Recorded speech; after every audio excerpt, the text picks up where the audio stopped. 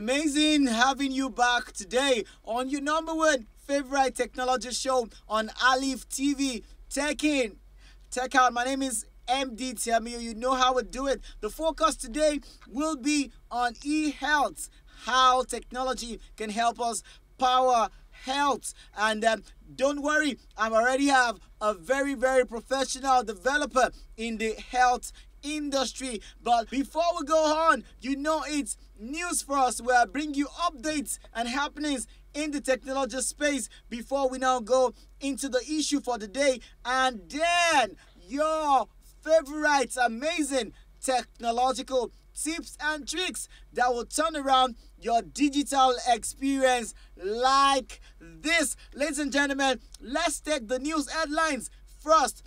Today we're gonna be looking at some of the best applications that can help business travelers. And again, biometrics, the technology of biometrics has actually moved far beyond fingerprint. We'll get to know about that. It's still your show, Tech In, Tech Out, your number one favorite technology show on Aleeftv. My name is MD. Tell me when I'm back, I give you full details of the news. Don't go anywhere.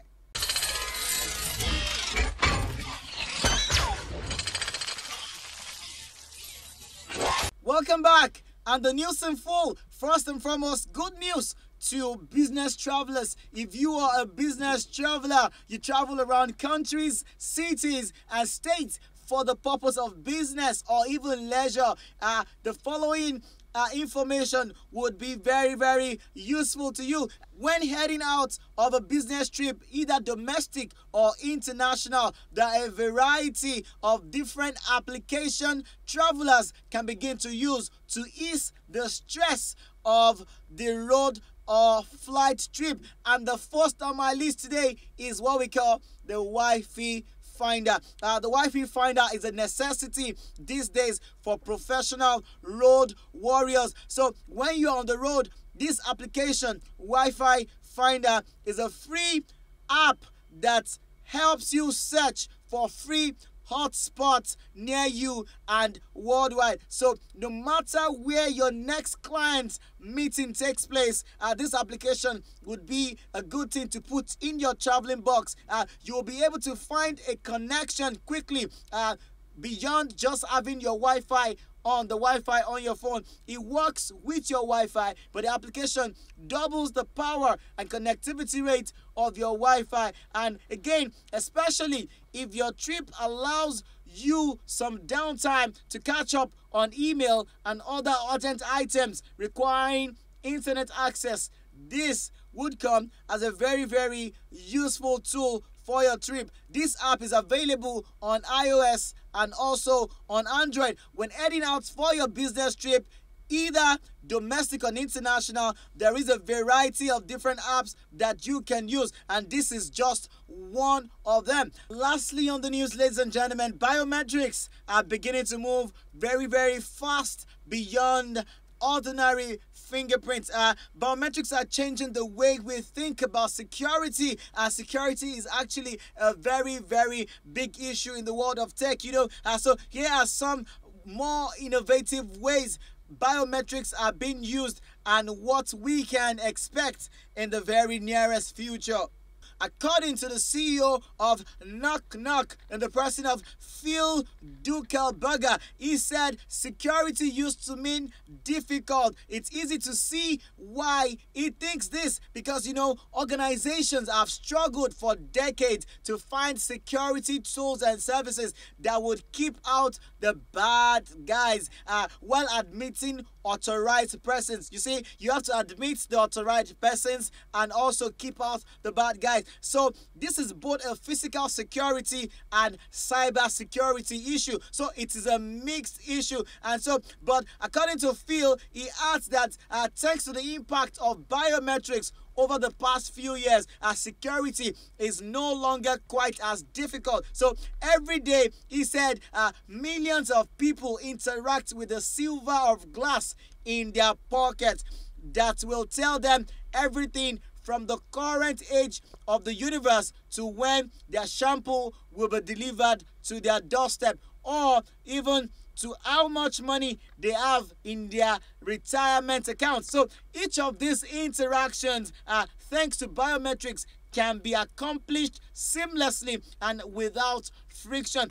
Few went ahead to say that no longer are they required to create and remember a highly entropic code, to use as a shared secret. Now they can simply just look at the silver glass and blink, which means the biometrics, beyond just the fingerprint, you can actually use your iris to secure your office and some of your very important items. So biometrics are changing the way we think about security, and the unique advantage of what is now called gate detection is ID at a distance.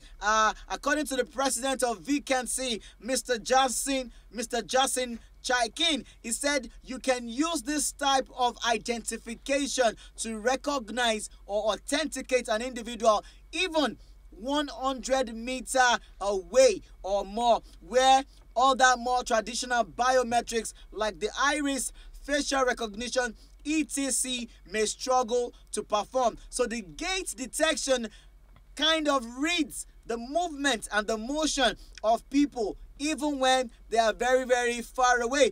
According to Mr. Jason, he said this makes gate detection ideal for critical infrastructure security in places such as embassies of countries, government buildings, jetways, and other controlled areas for security for high-profile individuals. So, ladies and gentlemen, that's it for the news on this episode. On today's episode of Tech In, Tech Out, the focus is on e-health. We are going to be looking at how technology has helped the industry of health. So far, so good. But don't go anywhere. My name is still MD TMU, and it's your #1 favorite technology show on Aleeftvng. Tech In, Tech Out. Stay tuned.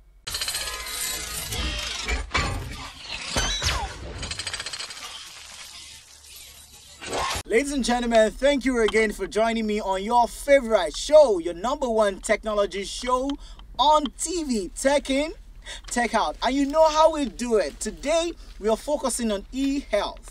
So far, so good. What are the platforms, applications that people can leverage on? Health, they say, is wealth. But a lot of us who use technology are not doing so much about our health with the power of technological tools that we have. And I'm not going to be doing this alone today. I have a professional software developer in the studio with me, in the person of Ahmed Okpeyemi, with plenty of years of experience developing solutions for the health industry. So talking about e-health, you sure know a lot of things from your experience working in the local space and also in the United Kingdom. So what would you say is the challenge? Let's demystify e-health to start with. Why is it not so popular in this our own climate? Right. So e-health is basically using technology to solve health challenges, right? And health challenges varies across different regions and different demography.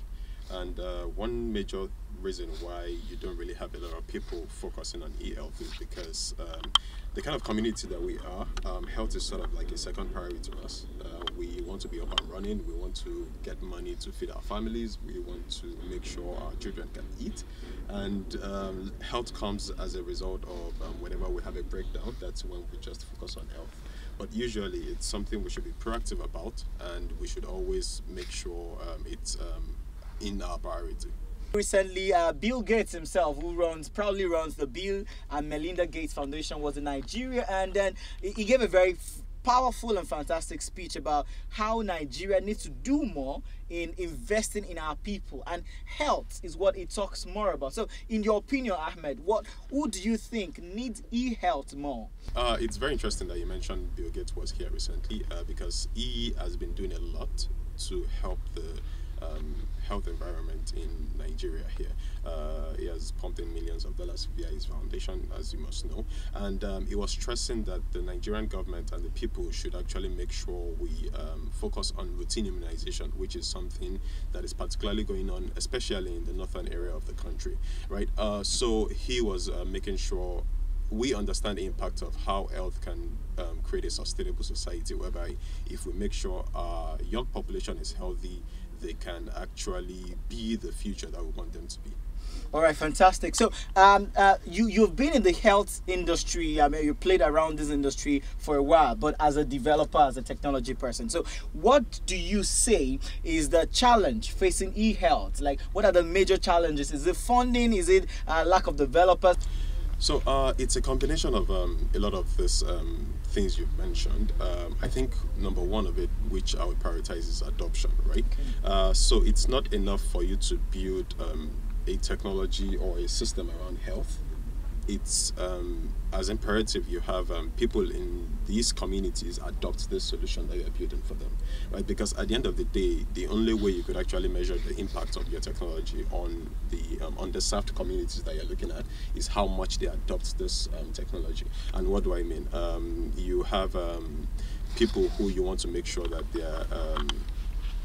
their medical records are well established in whatever primary healthcare center they are using, right?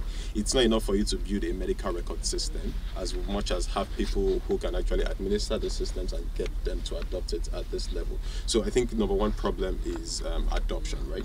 And another problem that is a major challenge to electronic health in Nigeria is data. So because health primarily focuses on a lot of history around the person you are dealing with, right? Yeah. A lot of history around the community that you're working with. We usually encounter cases whereby we lack enough data to make sure that we can actually carry out a lot of these exercises that are health related. So for example, if we have an epidemic in, let's say this Lagos right now, the first thing you want to know is how many health centers are around the place the health epidemic happened.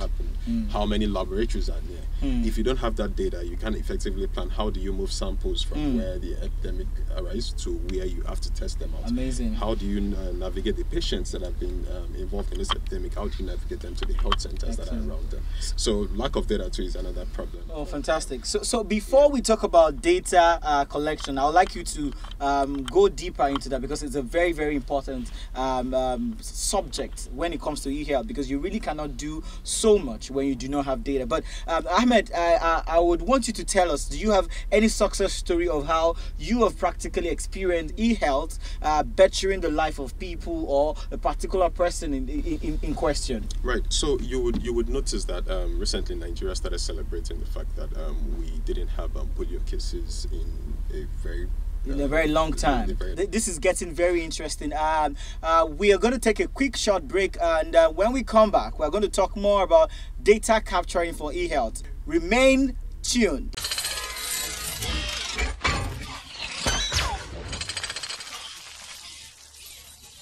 And I'm lucky to still have Ahmed in the studio. He's a software developer, like I introduced him, and he's been in the health industry for quite a while. So Ahmed, how do you capture data? How can people watching us contribute to data generation for e-health services?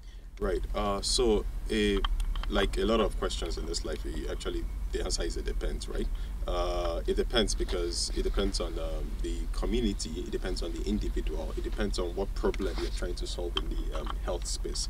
So for example, as an individual, I make sure I track my own health status using a wearable device, which is one of the things. Okay, you're wearing one. Exactly. Fantastic. What does it do for you? So it monitors how I sleep.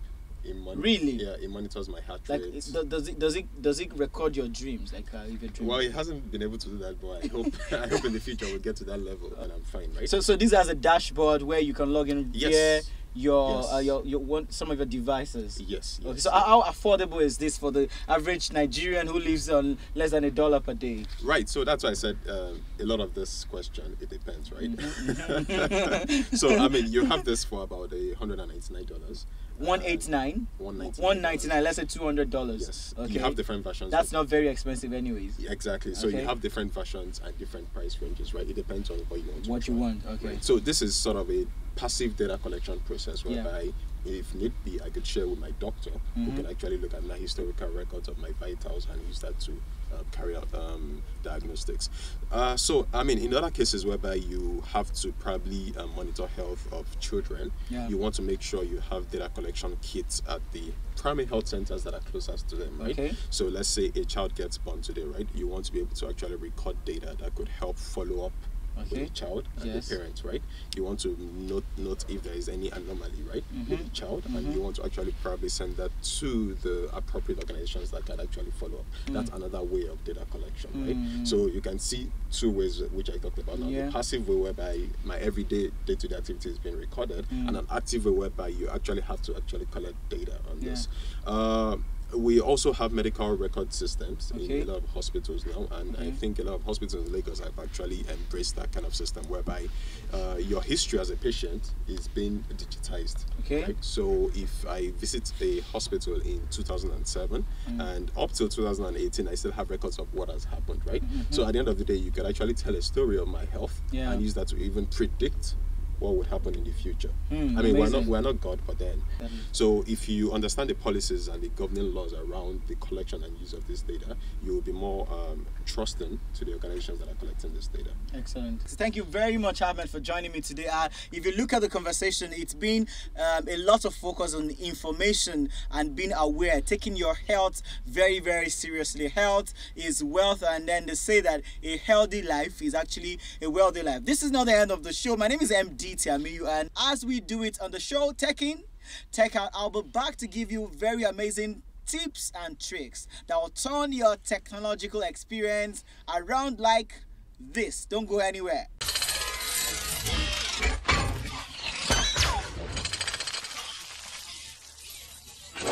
Glad to know you are still there. Welcome to that segment of the show where I share with you tips and tricks that turn around your technology and digital experience like this. First on the list is making sure that you are not being tracked. Because we use a lot of search and a lot of Google services, Google actually gets a lot of our information, including the places that we visit. This is their own way of helping us to provide more personalized services. But unfortunately, at some point, it gets a little bit out of hand. So if you are uncomfortable with Google monitoring all of the places you visit, the bars, the restaurants, the parks, the airports that you visit, you actually can turn this off. And how do they monitor this? It's quite simple with just a click of a button on your mobile phone. And how can you undo this? It's still with a click of a button on your mobile phone. Actually, when you have your GPRS on and you have your Google location turned on, Google has the ability to track the places you visit. They even have the ability to suggest to you to name or describe those places. So how do you turn that off from your mobile phone? All you need to do is open your Google app, and this is available for both Android users and iOS users. When you open your Google app, you go to the menu and you scroll down to where you can find what is called location history. When you get to the location history, you'll see a button where you can toggle it backwards and forward. When you toggle it backwards, it means you are putting it off, and then when it is on, it turns off, and Google tells you to warn you that you are about to turn off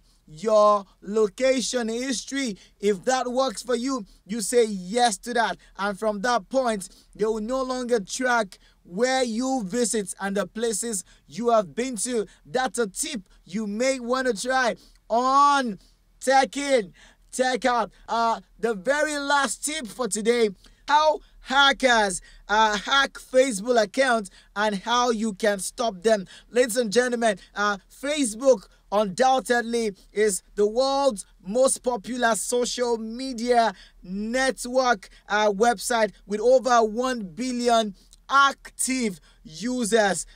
Due to its popularity, many hackers have found Facebook as a great tool to scam people and defraud them, playing on their personal data and information. So how do you do this? The first thing you have to do is to safeguard your email address. Make sure that the email address you use for your Facebook is not the common and the popular email that you use in receiving your mails. For example, if you use adam.eve@gmail.com to open your Facebook account, do not let adam.eve@gmail.com still be your most active email. If that happens, people who have access to your email can now guess that is your Facebook account, and all they need to work on is to try to depict your password, and if they are successful, you are already open and liable to an attack. Again, hide your email address from your settings. Do not allow people who visit your page and read about your profile to see your email address. Facebook allows you to keep that as a secret if you want. Also, you should change your primary address to one that is only known by you. I already mentioned this. It is very, very important. The reason why people get hacked very easily is because the email address they use for their Facebook account is actually their normal, regular, popular, email addresses. And for additional security, when in your account settings, enable login alerts to receive notifications and emails when you or someone else logs into your account. Do not say, is it not my account? I can do anything I like with it. Enable login alert. So if anything messy or fishy begins to happen on your Facebook account, you can be easily alerted. Moreover, you also can enable what is called two-factor authentication. Facebook has the ability to send you a text message, an SMS code that you can use to complete your transaction, that you can use to complete your login, such that before you log in, a text message is sent to the phone number you have registered with Facebook, and without that code, no one, including you, can log in to your Facebook account. So let's say, for example, someone gets access of your email and your password, and they try to log in into your account. Before they do that, Facebook sends you a text message, and without that text, they would not be able to get through. That's it on Tech Tips and Tricks on today's episode of your number one favorite technology show on Aleeftv. Tech in, tech out. My name is MD Tiami, but before I go, you know how I would do it. I like to tell you a word of wisdom. Word of wisdom today is from Tom Leo Clancy. Tom Leo Clancy is an American novelist and a military scientist. He said, and I quote, "The human condition today is better than it's ever been, and technology is one of the reasons for that." Ladies and gentlemen, I want to believe that you have had a very fantastic time with us today on the show. My name is MD Tiamiu. I really appreciate you being around. Your show remains the number one favorite technology show on Aleeftv. Tech in, tech out. Till I come your way next week, remain digital.